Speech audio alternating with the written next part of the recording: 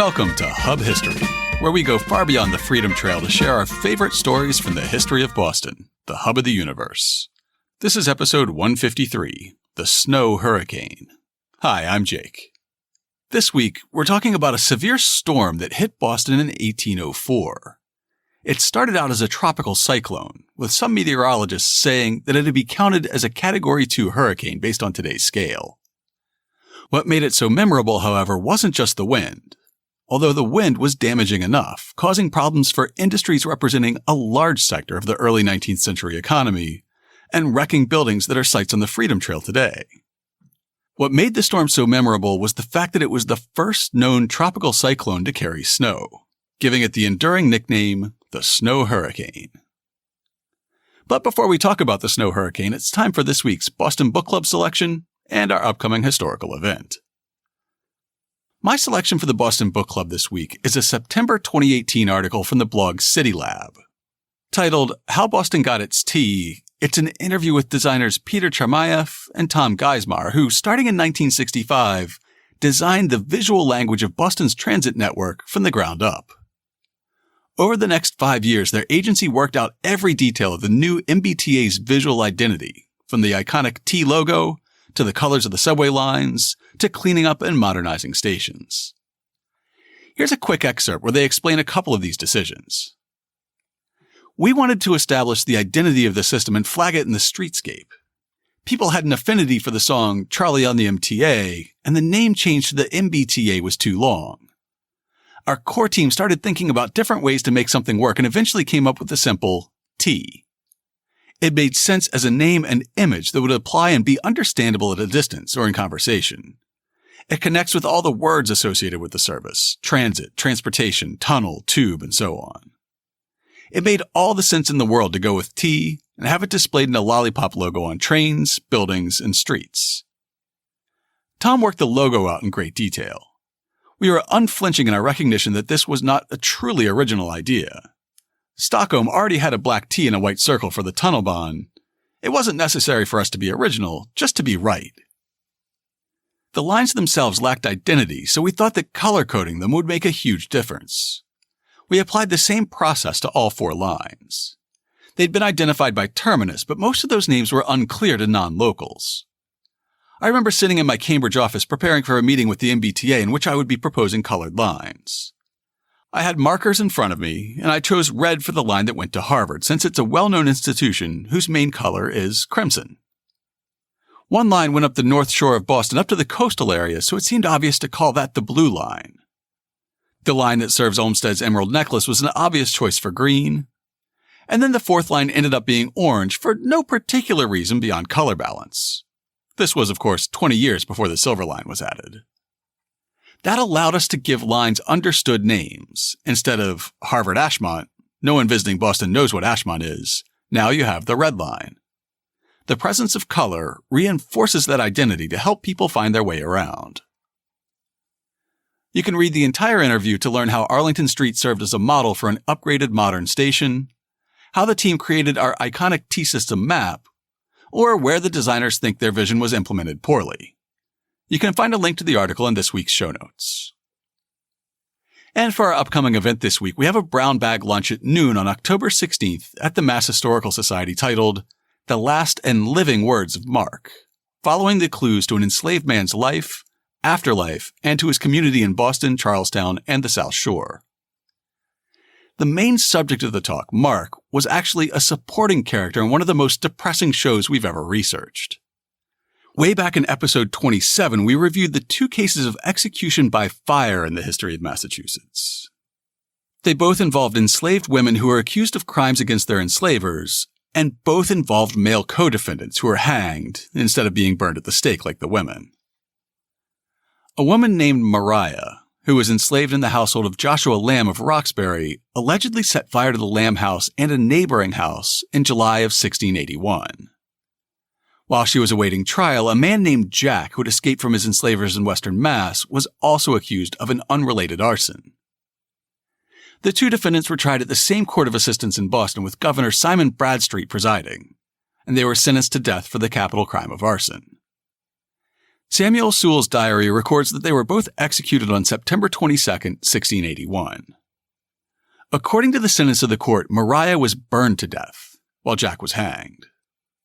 When Jack was dead, in accordance with the sentence, his body was then taken down and burnt to ashes in the fire with Maria. Not quite 75 years later, during the administration of Governor William Shirley, a woman named Phyllis suffered a similar fate. In July of 1755, a Charlestown resident named John Codman died. After an inquest named arsenic poisoning as the cause of death, suspicion fell on the African Americans who were enslaved by Codman. Under questioning, a man named Mark admitted to leading a conspiracy to poison Codman with arsenic and a substance called black lead.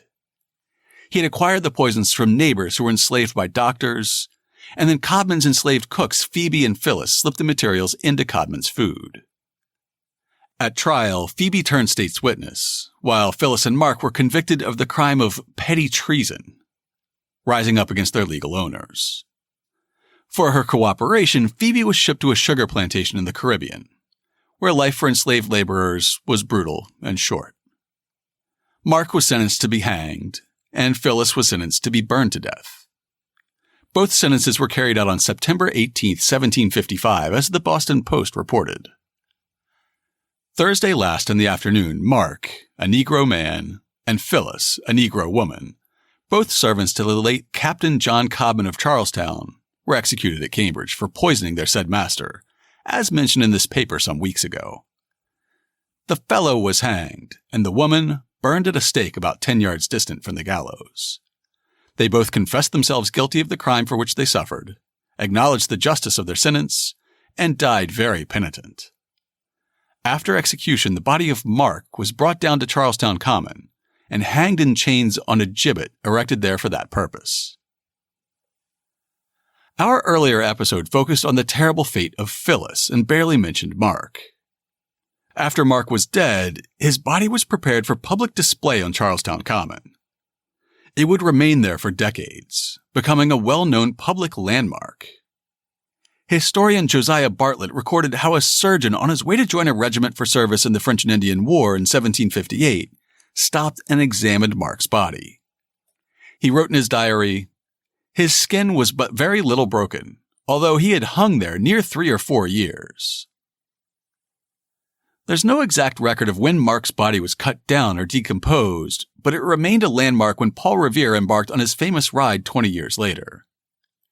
In a 1798 letter to Jeremy Belknap, the minister and founder of the Mass Historical Society, Revere described the beginning of his ride to Lexington. "I set off upon a very good horse. It was then about 11 o'clock and very pleasant. After I had passed Charlestown Neck and got nearly opposite where Mark was hung in chains, I saw 2 men on horseback under a tree." Mark's life and death is often seen as a footnote to Paul Revere's famous ride. And even in our previous podcast, he was a footnote to the execution of Phyllis by fire. The lunchtime talk by independent researcher Catherine Sassanoff at the MHS on October 16th will attempt to restore Mark's humanity, putting him back in the center of his own story. Here's how the MHS website describes the event. Mark, a blacksmith, husband, and father, might have slipped from public memory if not for his brutal end. His body gibbeted for decades on Charlestown Common for the poisoning of his enslaver, John Codman. This project, grounded in Mark's testimony, approaches legal and other documents as crime scenes. Attention to clues, connections, and seemingly insignificant details unlock important, previously unrecognized aspects of Mark's world, thwarting their original intent, the enforcement of slavery's status quo.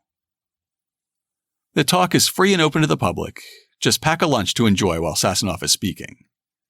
We'll have a link to all the information you need in this week's show notes at hubhistory.com/153. Before moving on with the show, I just want to take one moment to thank everyone who supports Hub History on Patreon.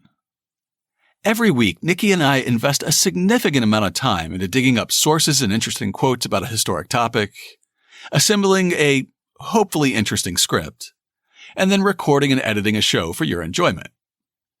Along with the time it takes to make each episode, it also takes money to keep the podcast running.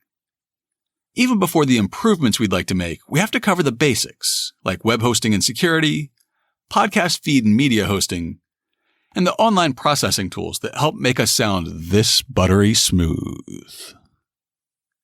Supporting us on Patreon helps us offset these costs. If you'd like to help make Hub History, just go to patreon.com/hubhistory or visit hubhistory.com and click on the Support Us link. Thanks again to all our new and existing sponsors. And now it's time for this week's main topic. 215 years ago this week, a broadside or handbill was sold on the streets of Boston for 4 cents. Several versions of the document survive. They all carry the headline, Violent Storm. They all have different poems inspired by the storm. They all have a border of tiny woodcut coffins around the text. One version of the broadside announces, on Tuesday last, a violent storm commenced here and raged till Wednesday morning with unprecedented fury and destruction. The damage which has been sustained by this tremendous hurricane is very great and extensive. In short, it spread horror and devastation throughout the whole town. Ships at sea from Newport to Portland were devastated by the hurricane that made landfall in Boston on October 9, 1804. In an era before Doppler radar or weather satellites or even telegraph communication, sea captains had no way to tell that a storm was approaching until they saw the clouds or felt the wind. Reports came in of dozens of vessels wrecked on the shore or blown out to sea and lost.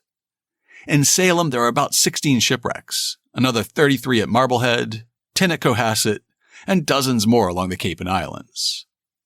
Records aren't very exact, but it's likely that the death toll from ships lost at sea or wrecked on the coast reached into the hundreds. Closer to home, wreckage and bodies washed up on the shore of Peddocks Island in Boston Harbor, while ships were wrecked on Castle Island and Slate Island. The handbill says that on Boston's waterfront, about 35 vessels of different kinds were injured at the wharves, and 4 entirely lost. In all, between 9 and 12 people were killed by the storm in Boston.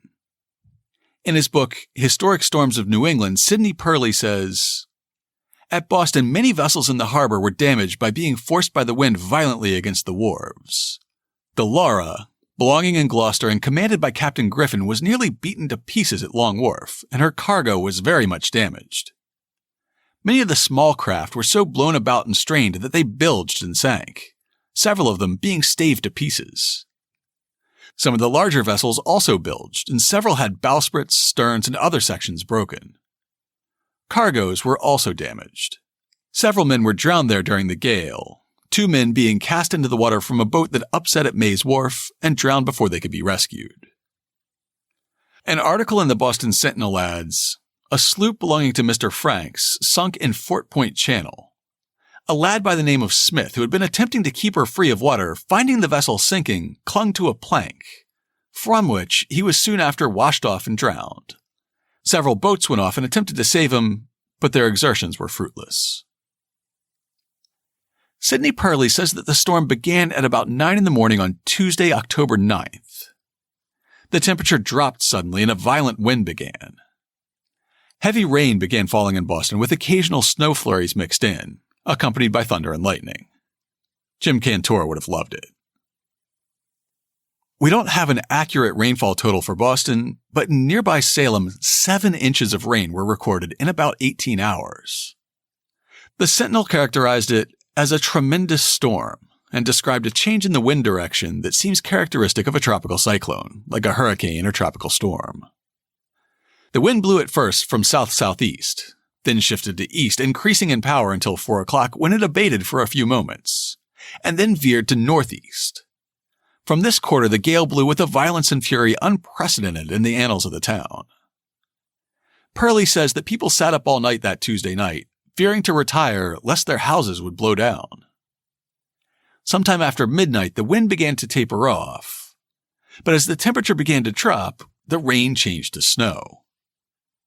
Snow fell all day on Wednesday and continued until Thursday morning. In the Boston area, about 6 inches accumulated. In the Berkshires, they got about 15 inches. Here in Massachusetts, the snow melted within just a few days. But up in New Hampshire, where over 2 feet of wet, heavy snow had fallen, it was cold enough that it stayed until spring.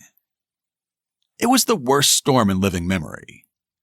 The 1635 hurricane, the worst in recorded New England history, hit Boston with stronger winds and a higher storm surge, but no snow.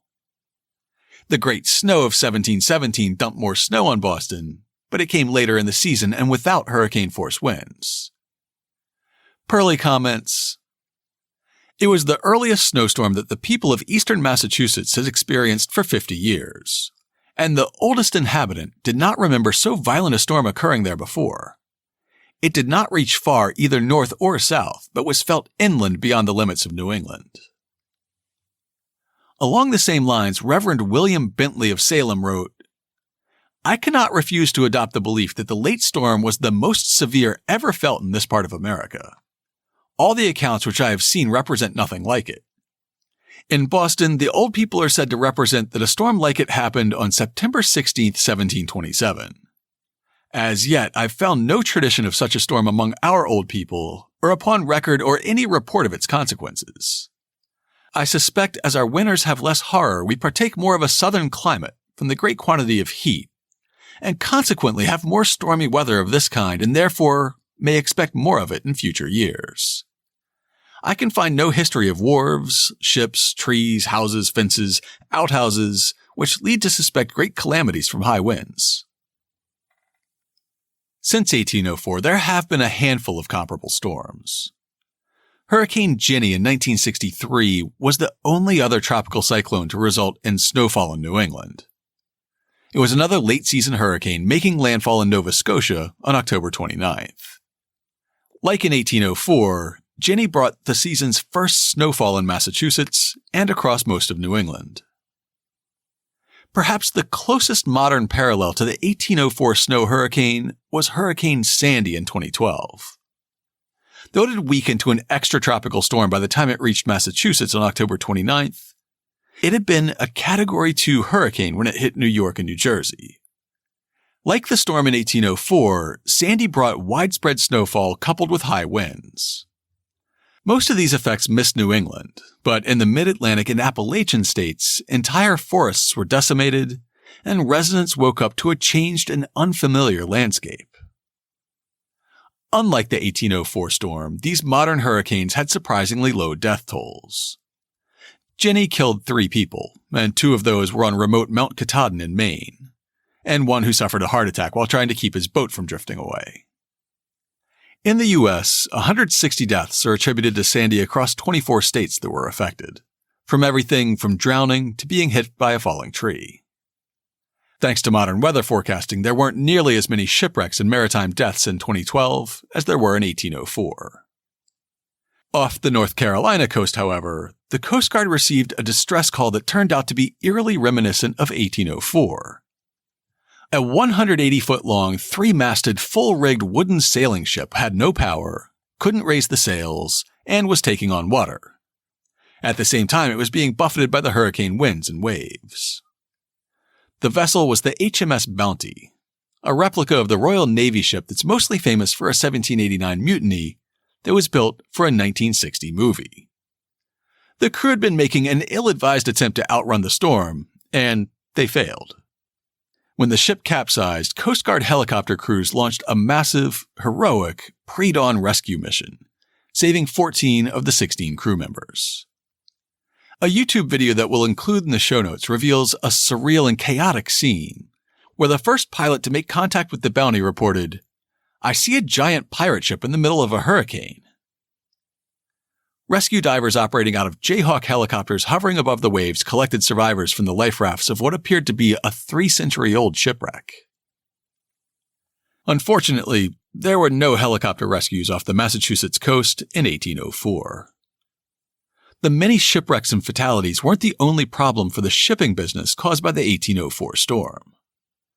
The high winds and heavy snow load caused extensive damage to forests around New England. Sidney Purley describes how such great sections of the woods were leveled that new landscapes and prospects were brought into view to the surprise of many people. Houses and other buildings and hills that could not be seen before from certain places were now plainly visible. The change was so great in some localities that the surroundings seemed to have become entirely different, and people felt as if they were in a strange place. He draws a connection between the 1804 storm, another strong storm in September 1815, right when forests would have been recovering, and the decline of the shipbuilding industry in the Commonwealth. The gale was very injurious to the pine and oak timber trees of the forests, destroying the larger portion of the best oaks that were useful in shipbuilding. It has been said that so many of the great oaks were destroyed that the building of vessels declined in Massachusetts, and that the Great Gale of 1815 brought about its entire abandonment in several places. Along with the damage to the wharves, to shipping, and to shipbuilding, 2 other industries were affected by the storm. Purley notes that at brickmakers' yards in Danvers and Charlestown, tens of thousands of unfired bricks were ruined. On land, though, agriculture was the hardest hit industry, with an entire season's worth of crops and livestock lost in some places. Purley describes the devastation farmers faced. The effect of the storm on apples and potatoes was very disastrous. The fruit was blown from the trees, and in the northern sections, large quantities of potatoes that remained undug were frozen into the ground, where they were left until the next spring, being harvested after the frost was out. The storm also caused the death of large numbers of cattle and sheep and fowls of all kinds, especially around Walpole and at Newbury and Topsfield. From Newbury, Massachusetts, the Newburyport Herald reported on the death toll among livestock. The tempest was experienced with equal severity by the farmer in the fields as by the merchant in his shipping in this vicinity, though not so fatal to human lives in the former. Fences, stacks of hay, and even buildings were demolished. And what is still more surprising, in an autumnal storm, we've been credibly informed that in a small compass 30 head of cattle perished, and it was the opinion of our informant that in the town 100 head must have met the same fate. Here in Boston, however, the 1804 snow hurricane isn't remembered primarily for its impact on the brickmaking business, or the shipbuilding industry, or even farming and husbandry. It's remembered more for the severe damage it caused to buildings and landmarks, and people. The Sentinel reports that the damage sustained in the interior of the town has been considerable. Scarcely a tree, particularly the poplars which ornamented every yard and garden, is standing. Many of the houses are unroofed, and some of the new buildings are so much bent and twisted that if they do not follow themselves, they must be taken down. Among these is one belonging to Mr. Jonathan Loring at West Boston, and another to Jonathan Mason. The kitchen part of the house, now occupied by Mr. Chapotin in Summer Street, was unroofed, the chimney blown down, and much damage done to his furniture. In addition, that Broadside reports that Boston's rope walks, where rope was manufactured, were completely destroyed by the wind, and the newly rebuilt First Church in Roxbury was greatly injured. The Sentinel continues, in Charlestown, considerable damage has been sustained by the late storm. The Baptist Meeting House is partly unroofed, and the spire of Reverend Dr. Morse's meeting house is very much bent. But being newly and strongly built, the steeple stood the gale. The new brick building in the U.S. Navy Yard is so far injured that it must be taken down if it does not fall down of itself. A large dwelling house belonging to Mr. John Hardis and another to Mr. Bolton are blown down. As the storm blew, a stagecoach fully loaded with passengers and baggage was on its way out of town through West Boston, just passing the site of today's Longfellow Bridge. The 1804 Broadside proclaims, one of the western stages in passing West Boston Bridge was upset by the force of the wind, and several of the passengers were considerably hurt. Speaking of West Boston, the Boston Sentinel reports on what I believe to be the only fatality on land in Boston due to the storm.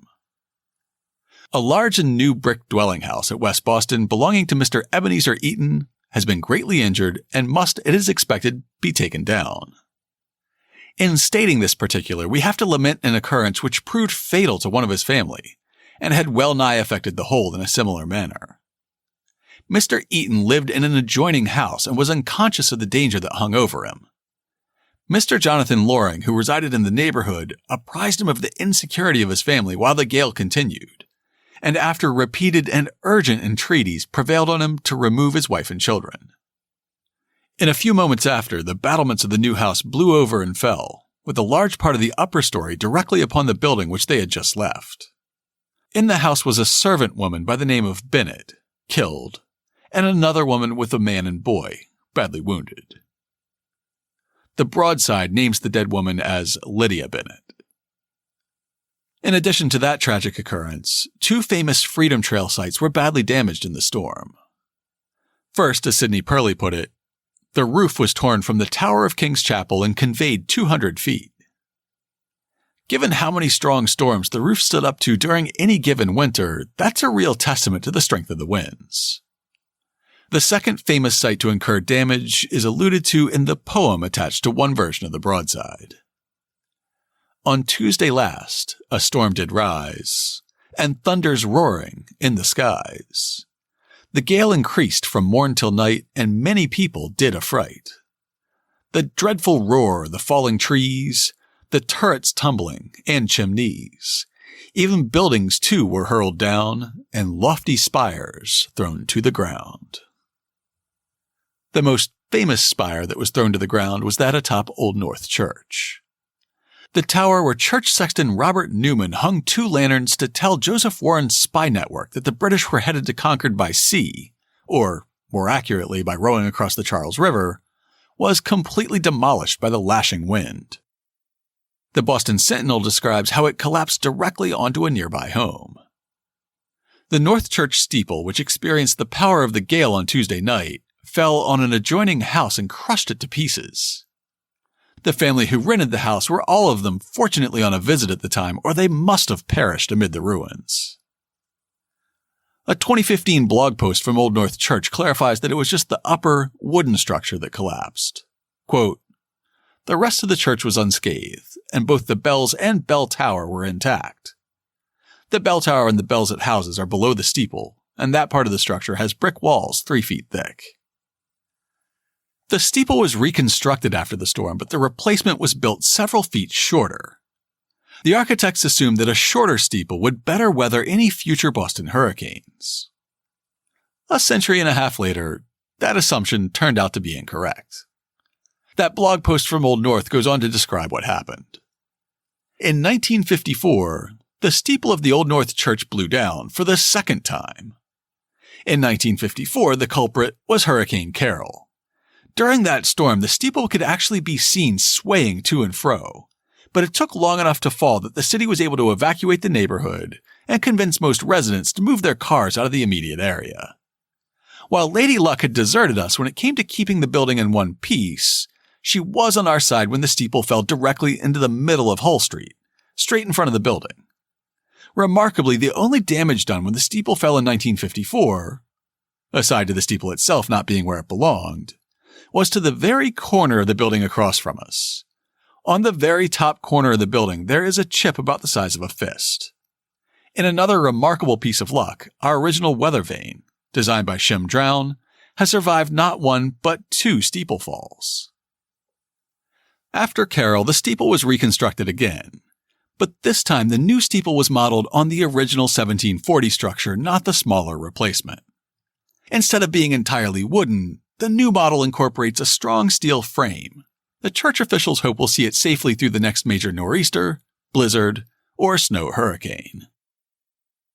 To learn more about the 1804 snow hurricane, check out this week's show notes at hubhistory.com/153. We'll have links to William Bentley's diary and Sidney Purley's book about New England weather. We'll have pictures of the original steeple of Old North Church, the 1805 replacement, and a photo montage of the replacement collapsing during Hurricane Carol.